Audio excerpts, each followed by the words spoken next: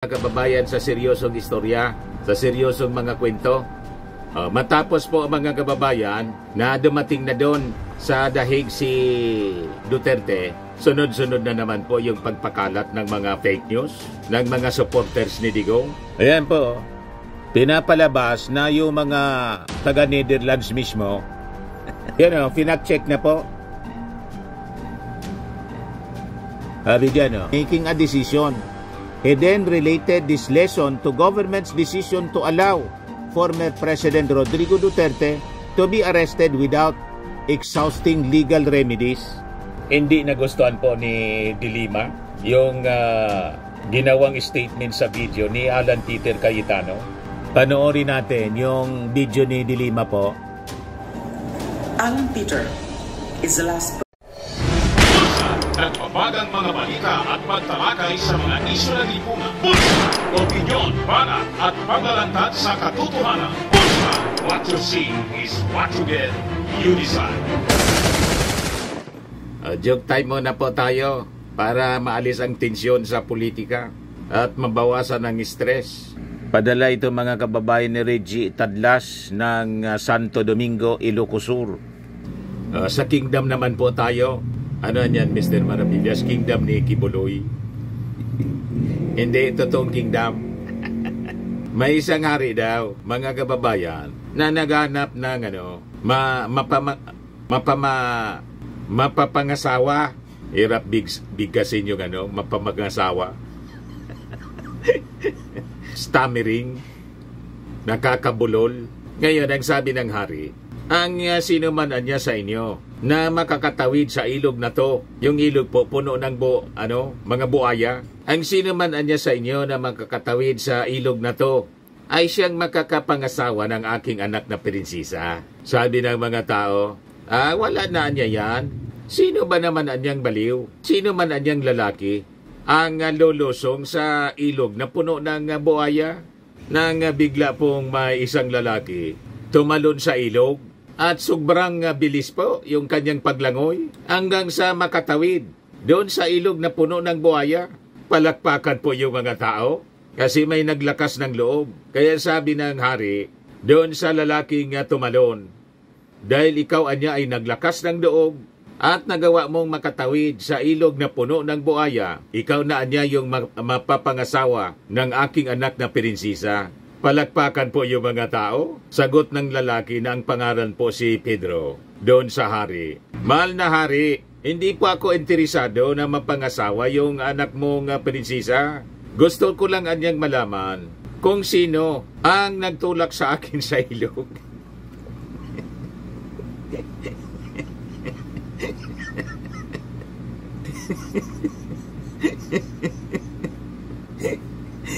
May nagtulak lang pala mga kababayan.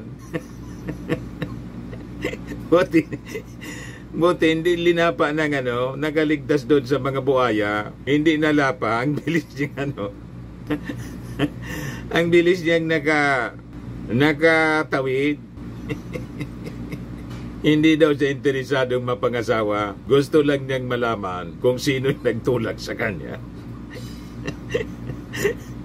Para maparusahan siguro ng hari.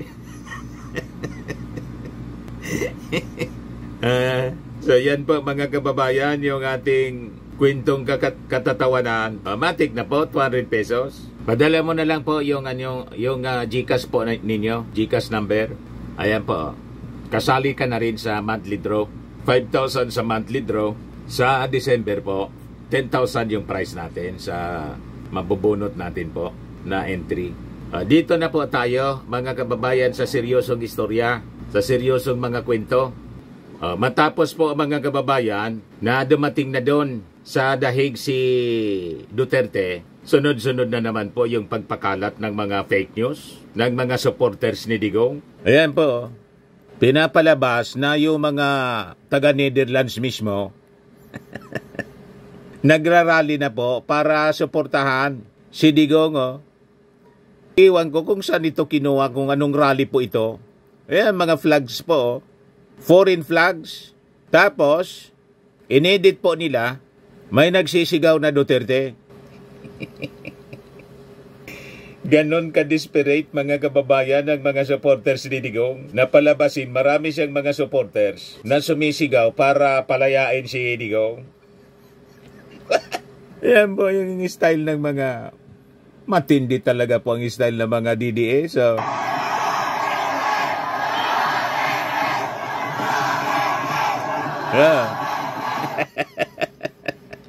naghanap ng mga mass action sa ibang bansa, tapos nilagyan ng Netherlands, tapos sinabayan ng mga sigaw ng tao. Yung mga rallies yata yun ang maisog dito. Nagsisigaw, Duterte, Duterte daw. Salamat sa inyo diha, sabi dito. Galing niyo gumawa talaga ng fake news sa video, o fake video. Ganon katindi mga kababayan. Sanay na sanay sila. Tulad ng yung nagsisinghot daw yung ating Pangulo ng pulburon.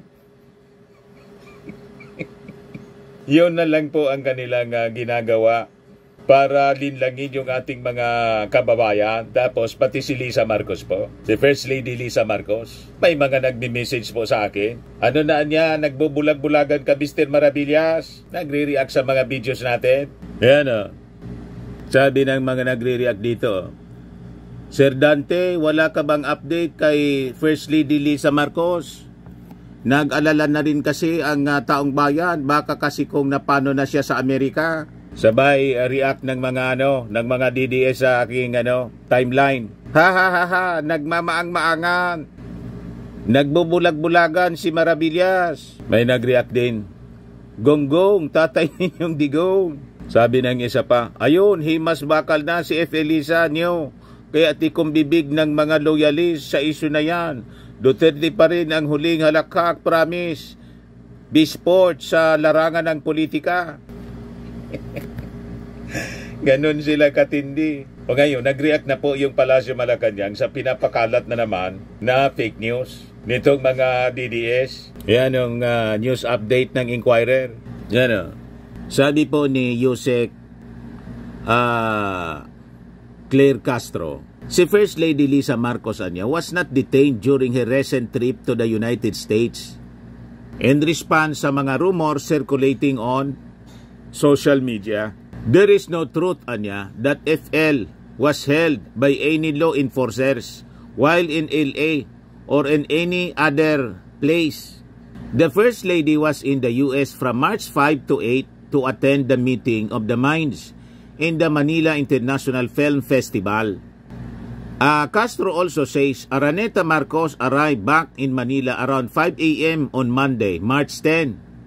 Yan po ang balita. Kasi pinalalabas na nakulong si First Lady kasi daw mga kababayan, yung anak ng may-ari ng Rostans na namatay, na overdose daw, dinamay pa ninyo yung may-ari ng yung anak ng may-ari ng Rostan. Masyadong mga bastos talaga po itong mga DDS. Nandamay pa ng iba. Na overdose daw ng pulburon. Wala kayong respeto sa patay.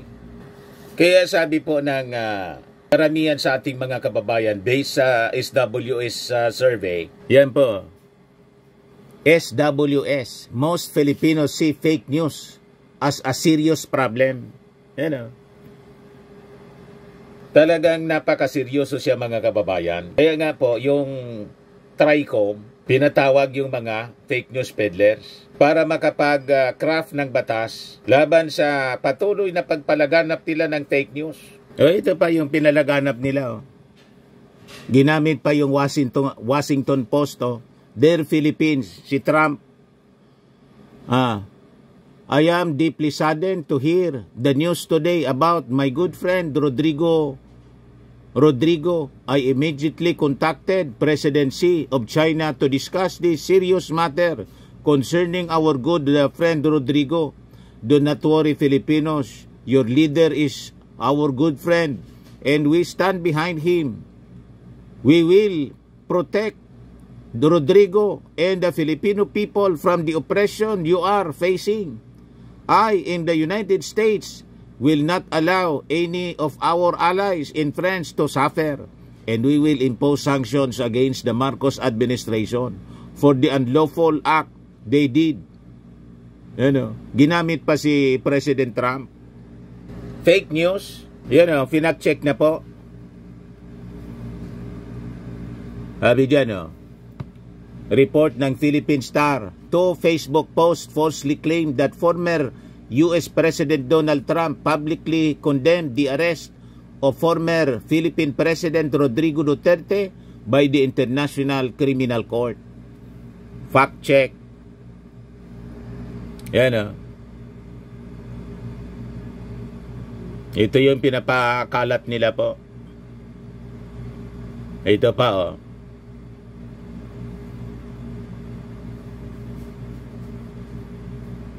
Rating, this is fake.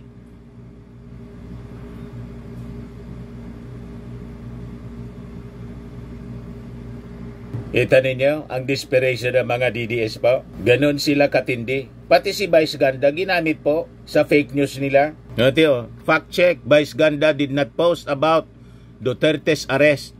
Sabi dito sa report ng Philippine Star. Philippine Star po siya. Nabasa ko siya, pinapakalat sa social media mga kababayan.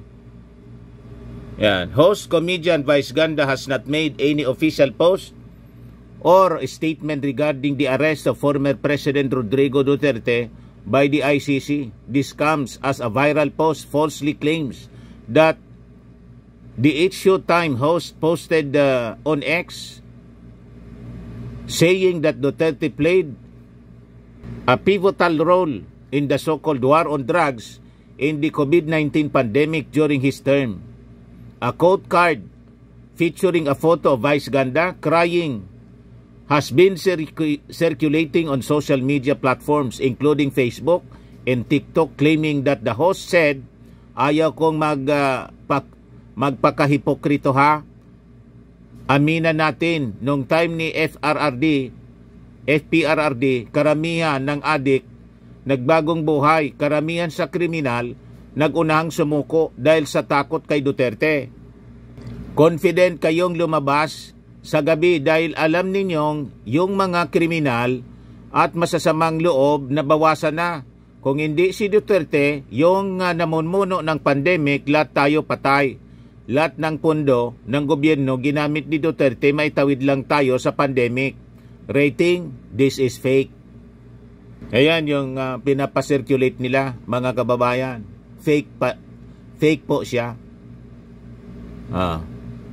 Ayan o. Si Vice Ganda mismo ang nagsabi o. I never stated this. Please report.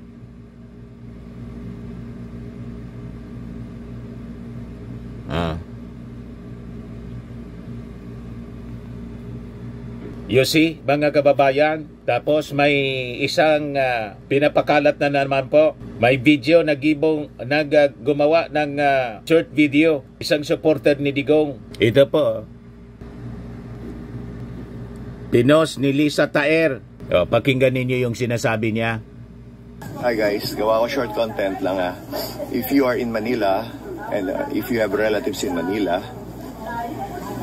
mag-stock na kayo ng pagkain. Power banks nyo, batteries for flashlights, that's for emergency. Kung nagma-maintenance sila, meron kayong mga senior, mag-stock kayo ng gamot for medicine. Because something is coming up. Something is coming up. Yun lang.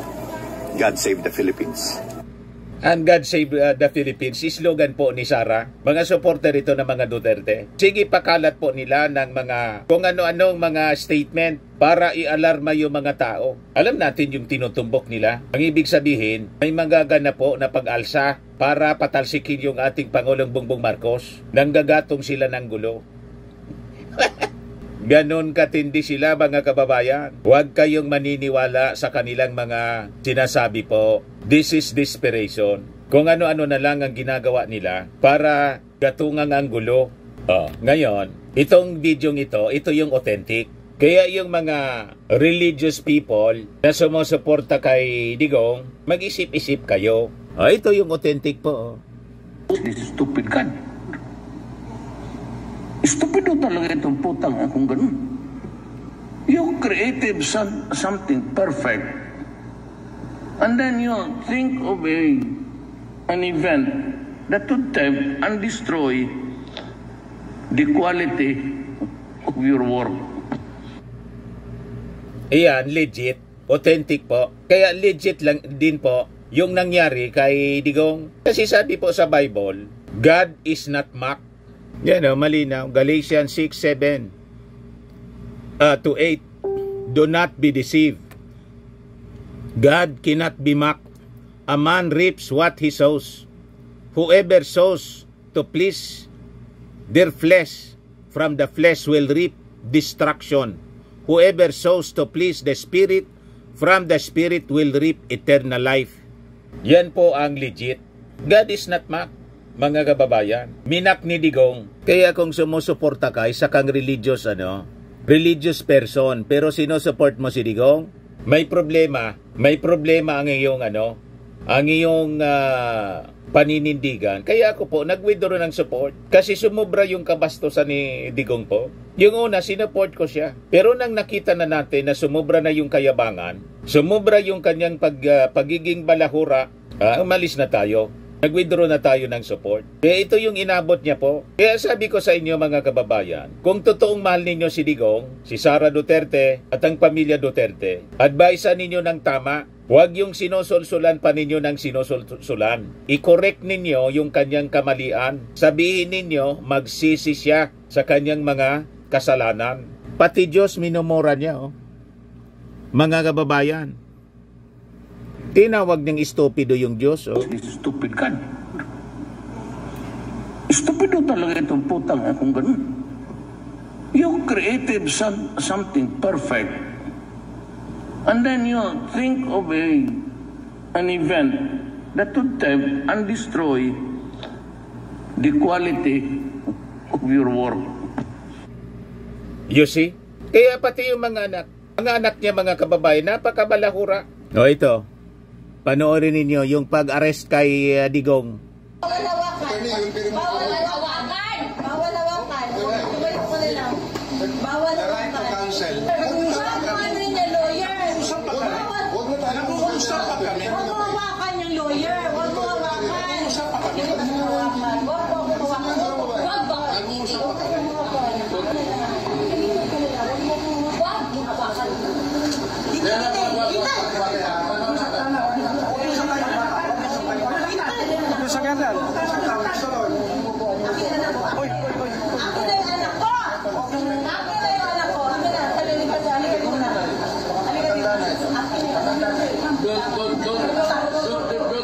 Don't go it personal. Don't touch it.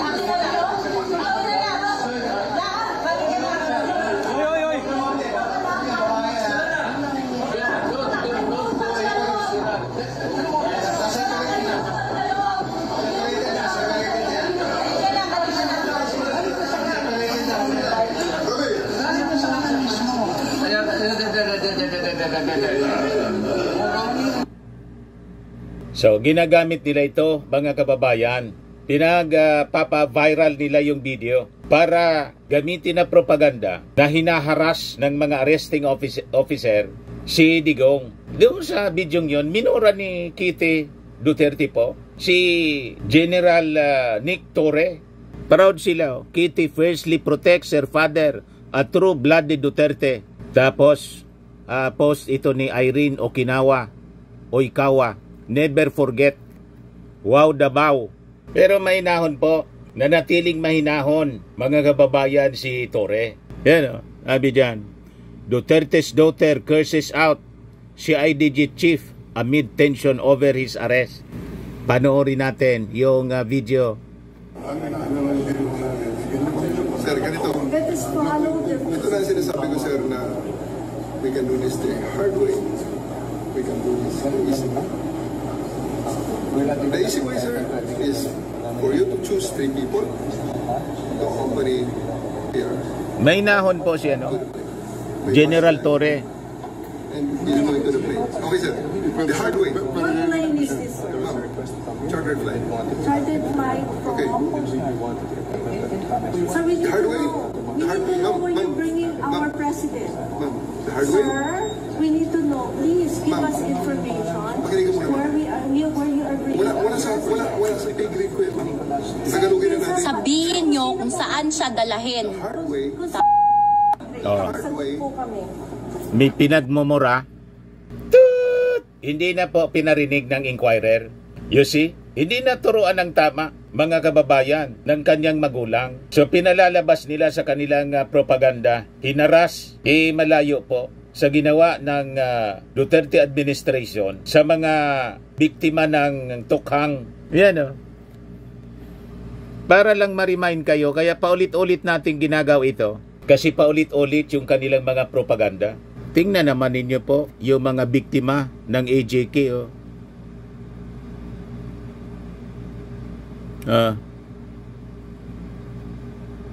Ayan o. Happy to kill Rodrigo Duterte's views on drugs death. Si Digong, nang i-arrest siya mga kababayan, trinato siyang mabuti. Pinakay pa sa eroplano, pinakain, sinake up muna, at ang kulungan niya napakaganda. Whereas, yung mga biktima ng tukhang po, patay na po. Walang due process. Siya binibigyan ng due process mga kababayan. At sabi naman po ni Digong, ako ang managot sa lahat. Rodi Duterte accepts destiny. Expects long ICC battle. So, doon sa mga supporters ni Digong po, so ano yung kinakabahala ninyo? Na inako na po lahat ng inyong leader, yung accountability, handa niyang harapin. At doon sa ICC, halimbawa siya, makonvict doon, 30 years to lifetime. Buhay siya, mga kababayan. May pagkakataon pa siya na magsisi, magbalik loob sa Panginoon. Pero yung mga napatay sa tukhang, AJK po mga kababayan, wala nang second chance na binigay siya. Sentensyado agad, without due process. So ang dapat magalit po, yung mga biktima, pamilya ng mga biktima, sila yung may karapatan magalit. Pero kayo po na mga supporters ni Digong na inuusig po at binigyan ng due process, wala kayong karapatang magalit. Kasi po si Digong hindi po biktima. Siya yung akusado. Pinalalabas ninyo, biktima ng Marcos administration si Digong. Ano maging biktima ng Marcos administration po? Ng kaso, Crimes Against Humanity, ang nag-file ng kaso, hindi man po si Bongbong Marcos. Ang nag-file ng kaso, yung mga pribadong complainants, biktima ng tukhang. May obligasyon lang tayo sa Interpol. Kasalanan ni Digong kasi umalis tayo sa ICC, na-overlook niyang umalis din tayo dapat sa Interpol.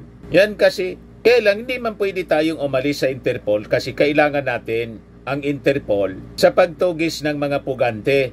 Hindi tayo tutulungan po kung tayo naman ang mga ilangan. Yan ang sinasabi ng ating Pangulong Bongbong Marcos. At isa pa, sa kasalanan ninyo na mga DDS, hindi ninyo kasi tinitigilan si President Bongbong Marcos. Inaway-away ninyo pagkatapos, asa pa kayong tutulungan kayo. Pero tingnan ninyo, trinato pa rin ng maayos. Hindi nasaktan, walang nasaktan po. Doon sa pag-turnover, sa pag-serve ng warrant of arrest kay Digong, maayos yung ginawang pag-aresto. Naintindihan na ninyo? O ngayon, binakbakan mga kababayan ngayon ni dating Senadora Laila De Lima si Alan Peter Cayetano. Yan o. De Lima says Alan Cayetano should also be arrested by ICC. De Lima's comment stemmed from a video posted by Cayetano sharing a devotional topic about crossroads and the consequences one faces in making a decision. He then related this lesson to government's decision to allow former President Rodrigo Duterte to be arrested without exhausting legal remedies. Hindi nagustuhan po ni De Lima yung ginawang statement sa video ni Alan Peter Cayetano. Panoorin natin yung video ni De Lima po. Alan Peter is the last person on earth who should tell human rights organizations and human rights defenders what to do in the arrest of former President Duterte. He is also the last person on earth with the credibility to talk about due process and human rights. Wala kang karapatan, Alan Peter, para pangaralan kaming mga tumayo at lumaban para sa mga Pilipino sa ilalim ng rehimen ninyo ni Duterte. Habang kami ay lumaban, walang awa ninyong pinagpapatay ang libo-libong mga Pilipino kasama ang mga sanggol at mga bata. Alan Peters' defense of the EJKs and the drug war is well known. In fact, he should be one of those accused and arrested by the ICC together with Duterte. He enabled, encouraged, and goaded the deadly criminal enterprise that was a summary execution of poor Filipinos in the name of a fake drug war. Puro due process at human rights ang nalalaman mo ngayon. Pero nasaan ka noong nilabanan ko sa Senado ang kawalan ng due process at paggalang sa human rights ng mga pinapatay sa drug war? Hindi ba ikaw ang pinakaunang kumutya sa akin na bakit ko nilalabanan si Duterte? Hindi ba sinabi mo pa na kailangan pa nating pasalamatan si Duterte dahil ginawa na niyang parang Singapore ang Pilipinas sa pagpatay sa lahat ng mga kriminal at adik? Hindi ba sinabi mo ang nakulang pa nga ang mga pinapatay sa ilalim ni Duterte at kakaunti pa lamang ang mga biktima ng EJK kumpara sa panahon ng ibang mga pangulo? Hindi ba ikaw ang pinakaunang lumapastangan sa aking mga karapatan at kumalimot sa due process sa pagkatuwa mo sa pagka-aresto ko dahil sa mga peking kaso na nagawa-gawa ninyo? Asan ang due process noong tinawag mo akong spokesperson ng mga drug syndicate? Noong panahon na pinapatay na lamang sa kalsada ang mga addict at pusher, nag-ingat ka ba bago ako tawaging drug lord dahil baka bigla rin akong patayin na walang due process? Huwag kang sinungaling, Alan Peter. Sa totoo lang, wala ka naman talagang pakialam sa due process at human rights hanggat hindi ikaw at si Duterte ang biktima.